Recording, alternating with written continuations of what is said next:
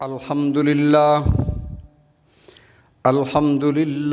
وکفا وسلام علی عبادہ الذین اصطفى بالحق بشیرا ونذیرا وداعیا الی اللہ بإذنہ وسراجا منیرا وقال اللہ تبارک وتعالی فی الکلام المجید والفرقان الحمید اعوذ باللہ من الشیطان الرجیم بسم اللہ الرحمن الرحیم وما امروا الا لیعبدوا اللہ مخلصین لہ الدین وقال اللہ تبارک وتعالی فی مقام آخر اتل ما اوحی الیک من الکتاب واقم الصلاة ان الصلاة تنہی عن الفحشاء والمنکر وقال النبی صلی اللہ علیہ وسلم قرۃ عینی فی الصلاة او کما قال علیہ السلام صدق اللہ وصدق رسولہ النبی الکریم ونحن علی ذلک لمن الشاہدین والشاکرین والحمد للہ رب العالمین اللہم صلی علی محمد وعلی آل محمد كما صليت على إبراهيم وعلى آل إبراهيم إنك حميد مجيد اللهم بارك على محمد وعلى آل محمد كما باركت على إبراهيم وعلى آل إبراهيم إنك حميد مجيد محترم بزرگوں دوستو بھائیو، آپ حضرات کے سامنے کلام مقدس فرقان حمید سے چند آیات اور حدیث مبارکہ تلاوت کی۔ دعا ہے کہ رب العزت مجھے صحیح حق اور سچ بیان کرنے کی توفیق عطا فرمائے اور ہم سب کو اس پر عمل کرنے کی توفیق عطا فرمائے۔ رجب المرجب شب معراج ہے۔ اس رات نبی علیہ الصلوۃ والسلام کو معراج کرایا گیا۔ گزشتہ جمعے یہ عرض کرنا تھا لیکن ایک ساتھ دو وفاتیں ہونے کی وجہ سے پھر ہمارا موضوع اس طرف چلا گیا۔ بہرحال رسول رحمت صلی اللہ علیہ وسلم جب معراج پر تشریف لے گئے، اللہ نے پوچھا اے میرے محبوب آپ ہمارے لیے کیا لائے ہیں؟ تو رسول اللہ صلی اللہ علیہ وسلم نے اللہ کی بارگاہ میں عرض کیا التحیات للہ والصلوات والطیبات، اللہ مالی عبادتیں، بدنی عبادتیں، قولی اور فعلی عبادتیں ساری تیرے لیے۔ اس قول کے بعد رسول اللہ صلی اللہ علیہ وسلم کی امت میں سجدہ تعظیمی بھی حرام کر دیا گیا۔ یعنی جب کوئی کسی کو تحفہ دیتا ہے تو اس تحفے کی، اس گفٹ کی قدر یہ ہے، اکرام اور احترام یہ ہے کہ اس کی حفاظت کی جائے۔ دوست اگر آپ کو کوئی تحفہ دے تو اس کا تقاضا یہ ہے کہ آپ اس تحفے کی قدر کریں۔ یہ نہیں ہے کہ اس نے تحفہ دیا آپ بیچ دیں، اس نے تحفہ دیا آپ کسی اور کو دے دیں۔ اس نے آپ کو تحفہ دیا، جب بھی آپ اس تحفے کو دیکھیں گے تو اس کی یاد آئے گی۔ دوست نے آپ کو تحفہ دیا تو رسول اللہ صلی اللہ علیہ وسلم نے اللہ کو جو تحفہ دیا، مالی عبادتیں، قولی عبادتیں جو زبان سے ادا ہوتی ہیں، فعلی عبادتیں جو جسم کے اعضاء سے جو عبادت کی جاتی ہے، اللہ ساری تیرے لیے۔ اللہ نے فرمایا اب میں کسی اور کے لیے سجدہ تعظیمی بھی حرام کر رہا ہوں۔ قولی اور فعلی عبادتیں، بدنی عبادتیں جب تو نے دے دی ہیں مجھے، پھر اب کسی کو سجدہ کرنے کی ضرورت نہیں ہے۔ پہلے حضرت یوسف علیہ السلام کے بھائیوں نے سجدہ کیا تھا نا، حضرت یعقوب، وہ 11 ستارے، وہ آپ نے واقعہ سنا ہوا ہے، وہ سجدے ہوتے تھے، سجدہ تعظیمی کرتے تھے سابقہ انبیاء علیہ الصلوۃ والتسلیمات میں۔ اللہ بھی وہی ہے، شریعت بھی اللہ کی ہے، انبیاء بھی وہ تھے، لیکن ان امتوں میں اللہ نے سجدہ تعظیمی حرام نہیں فرمایا۔ رسول اللہ صلی اللہ علیہ وسلم نے جب یہ جملہ ارشاد فرمایا، اللہ نے فرمایا آپ کی امت پر سجدہ تعظیمی حرام ہے۔ اسی وجہ سے رسول اللہ صلی اللہ علیہ وسلم کی خدمت میں صحابہ حاضر ہوئے، عرض کیا یا رسول اللہ صلی اللہ علیہ وسلم اجازت مرحمت فرمائیں، لوگ بادشاہوں کو سجدے کرتے ہیں، آپ تو بادشاہوں کے بادشاہ ہیں، آپ ہمیں اجازت عطا فرمائیں، ہم آپ کو سجدہ کیا کریں گے۔ رسول اللہ صلی اللہ علیہ وسلم نے ارشاد فرمایا اللہ نے میری امت پر غیر کے لیے اپنے علاوہ کے لیے سجدہ حرام کر دیا ہے۔ اگر میری امت میں غیر اللہ کے لیے سجدہ ہوتا تو میں عورت کو حکم کرتا کہ وہ اپنے خاوند کو سجدہ کرے۔ جب نبی کو بھی سجدہ نہیں ہے، پھر قبر کو بھی نہیں ہے، پھر پیر کو بھی نہیں ہے، پھر مولوی کو بھی نہیں ہے، پھر کسی پتھر کو بھی نہیں ہے، صرف سجدہ اللہ کو ہے۔ اگر یہ عقیدہ ہو کہ میں عبادت کا سجدہ کر رہا ہوں، یہ کفر ہے، اور اگر یہ نظریہ ہو کہ میں سجدہ تعظیمی کر رہا ہوں، یہ حرام ہے۔ بندہ کافر نہیں ہوتا، البتہ حرام ہے، حرام کا ارتکاب کر رہا ہے۔ بہرحال رسول اللہ صلی اللہ علیہ وسلم نے جب یہ عرض کیا تو اللہ نے فرمایا السلام علیکہ ایھا النبی ورحمۃ اللہ وبرکاتہ۔ السلام علینا، اب دیکھو اللہ نے فرمایا السلام علیکہ ایھا النبی ورحمۃ اللہ وبرکاتہ، آپ پر اللہ کی طرف سے سلام، اللہ کی رحمت اور اللہ کی طرف سے برکتیں، اللہ نے یہ تحفہ دیا۔ لیکن رسول اللہ صلی اللہ علیہ وسلم نے اس تحفے کو اپنے لیے نہیں سمجھا کہ بس یہ میرے لیے، عرض کیا اللہ مجھے بھی عطا فرمایا، یہ سارا میری امت کو بھی عطا فرما دے۔ السلام علینا وعلی عباد اللہ الصالحین، اللہ میرے سارے، لیکن امت میں شرط لگا دی وعلی عباد اللہ، اللہ تیرے جو بندے نیک ہیں، جو نیکی کرنے والے ہیں، سب کو شامل نہیں فرمایا، وعلی عباد اللہ الصالحین۔ اب یہاں پر ایک بات میں شامل کروں گا، حضرت ابراہیم علیہ السلام کو اللہ نے امتحانات سے گزارا، اپنی اولاد کو، چھوٹے سے بچے کو اور اپنی بیوی کو بے آب و گیا وادی میں چھوڑا، اپنے بچے کی گردن پر چھری رکھ دی، ہجرت کی، بیت اللہ تعمیر فرمایا۔ اس سب کے بعد حضرت ابراہیم علیہ السلام کو اللہ نے فرمایا ابراہیم اس کے بدلے میں انی جاعلک للناس اماما، ہم آپ کو کائنات کا امام بنا رہے ہیں، انی جاعلک للناس اماما۔ حضرت ابراہیم علیہ السلام یہاں چپ نہیں ہوئے، لیکن اپنی امت کے لیے انہوں نے نہیں مانگا، انہوں نے عرض کیا قال ومن ذریتی، اللہ میری اولاد کو بھی اس میں شامل فرما دے۔ اللہ نے فرمایا اگر وہ متقی ہوں گے، وہ پرہیزگار ہوں گے، وہ نیک ہوں گے، وہ تیری اولاد بھی اس میں شامل ہے۔ وہاں ہم دیکھتے ہیں حضرت ابراہیم علیہ السلام امامت کے منصب میں اپنی اولاد کو شامل فرمانے کی دعا کر رہے ہیں، اور میں دیکھتا ہوں نبی رحمت صلی اللہ علیہ وسلم کو جب اللہ نے فرمایا السلام علیکہ ایھا النبی ورحمۃ اللہ وبرکاتہ، میرے آقا خاموش نہیں ہوئے، عرض کیا وعلی عباد اللہ الصالحین، میری امت کے نیک لوگوں کو بھی اللہ اس میں شامل فرما دے، جو تحفہ تو نے مجھے عنایت فرمایا اس میں میری امت کے نیک لوگوں کو بھی شامل فرما دے۔ اور اس تحفے میں سے ایک نماز بھی تھا، 5 نمازیں فرض ہوئیں۔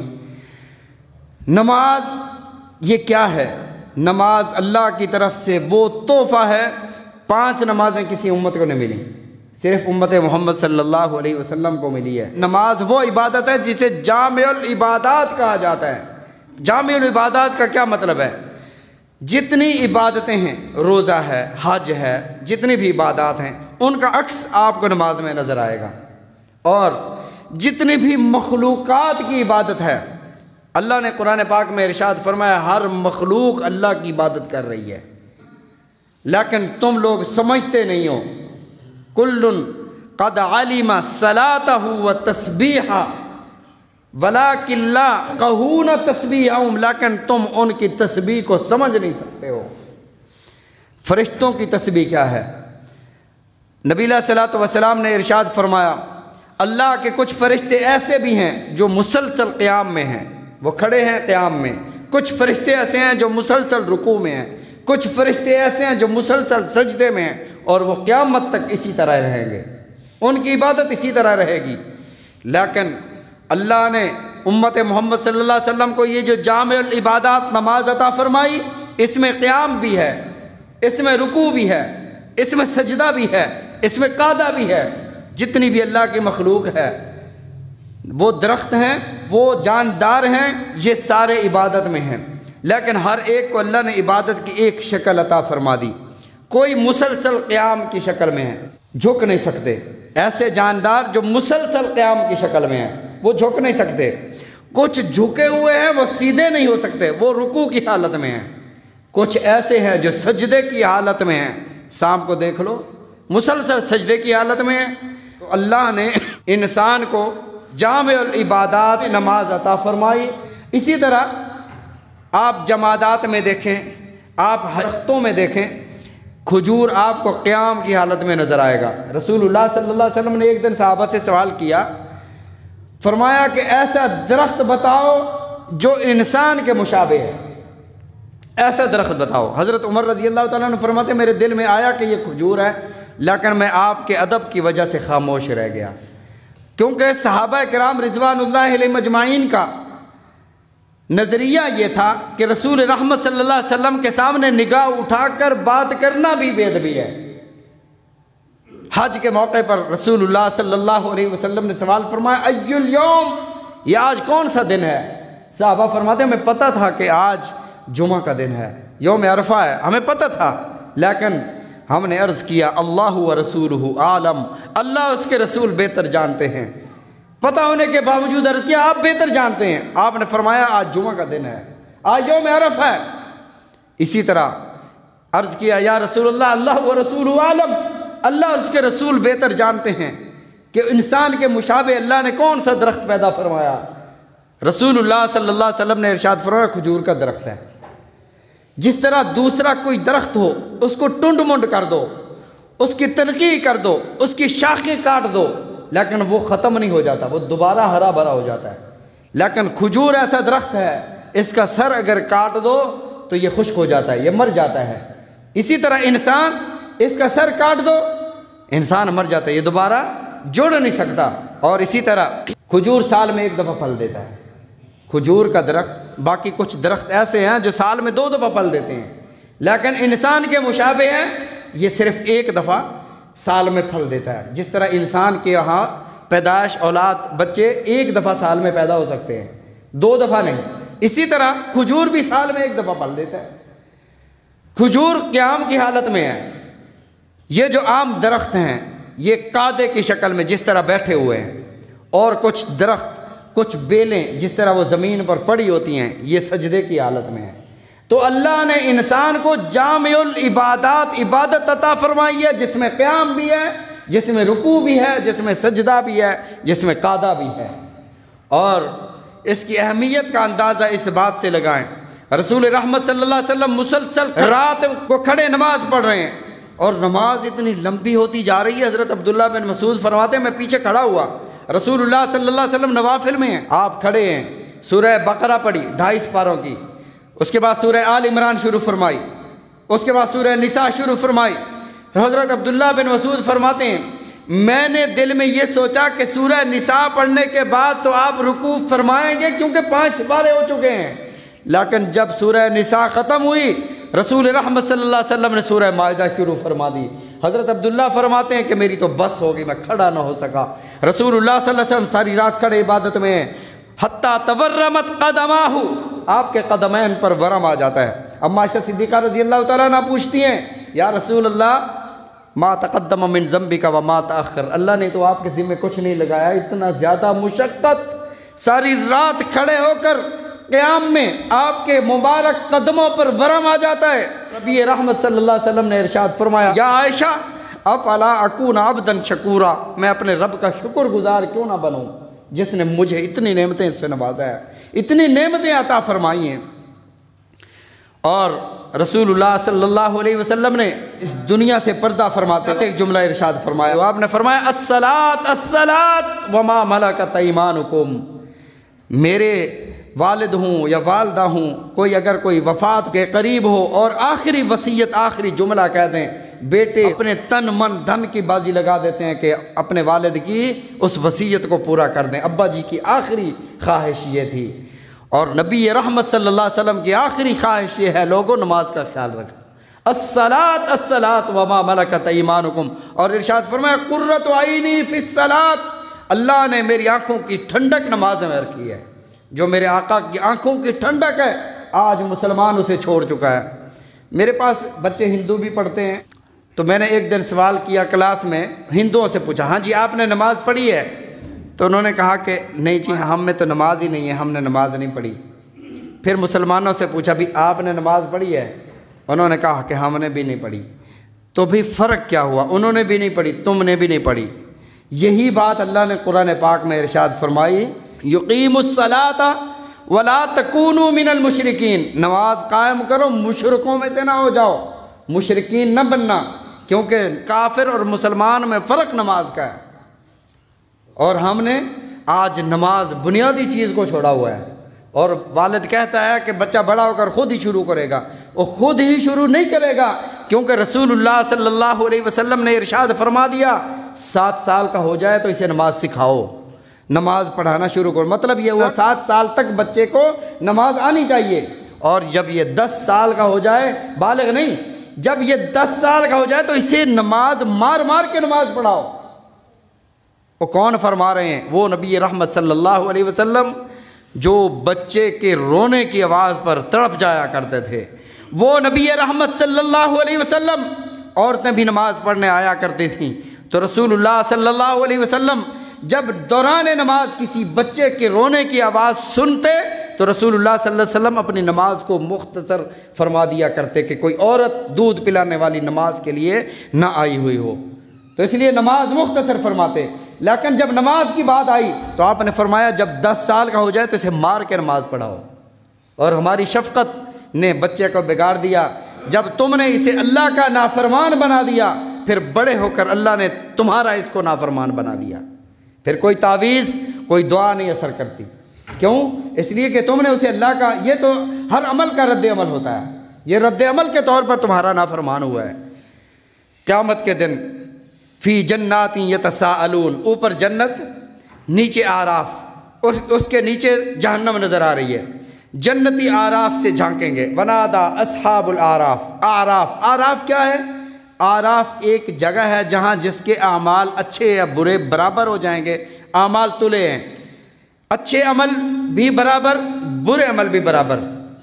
اگر اعمال ہوئے، برے عمل زیادہ ہوئے تو جہنم میں جائے گا، اچھے عمل زیادہ ہوئے جنت میں جائے گا، برابر ہو گئے۔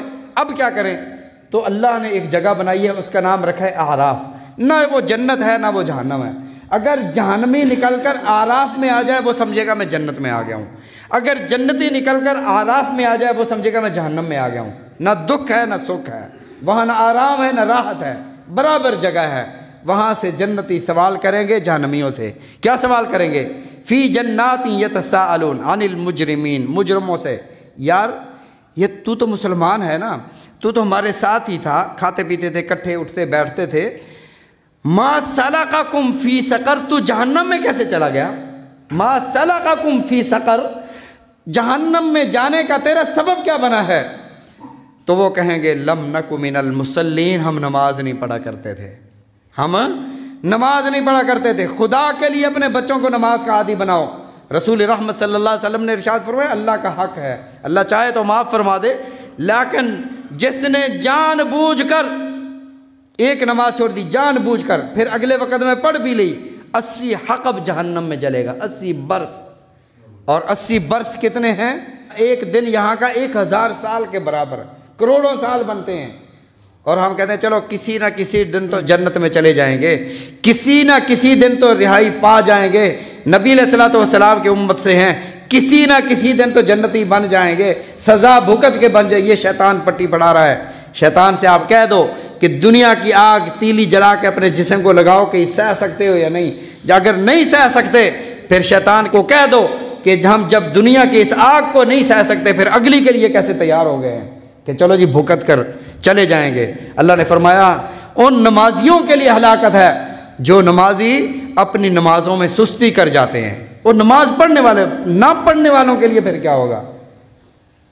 تو یہ بڑا المیہ ہے کہ ہماری مساجد خالی ہیں، ہمارے بچے نماز نہیں پڑھتے، ہم تہجد بھی پڑھتے ہیں، ہم نوافل بھی پڑھتے ہیں، لیکن ہمارے بچے نماز نہیں پڑھتے، اور ہم کہتے ہیں دعا کرو جی، اور دعاؤں سے کام ہوتا تو نبی علیہ الصلوۃ والسلام دعا فرما دیتے، یوں نہ فرماتے کہ اپنے 10 سال کے بچے کو مار کے نماز پڑھاؤ۔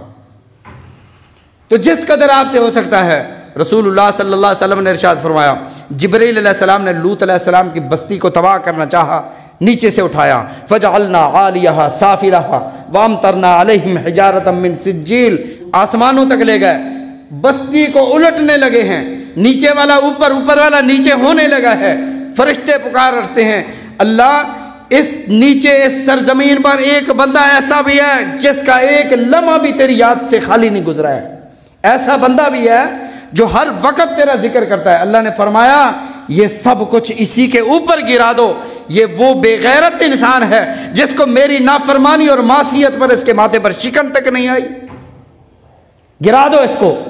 اگر بچہ نماز نہیں پڑھتا تو ہمارے ماتھے پر شکن تک نہیں آتی تو سمجھو کہ ہم دین سے بہت دور ہیں۔ اللہ تعالی ہم سب کو سمجھنے کی توفیق عطا فرمائے، رسول اللہ صلی اللہ علیہ وسلم کے فرامین سمجھنے کی، عمل کرنے کی توفیق عطا فرمائے۔ وآخر الدعوانا الحمدللہ۔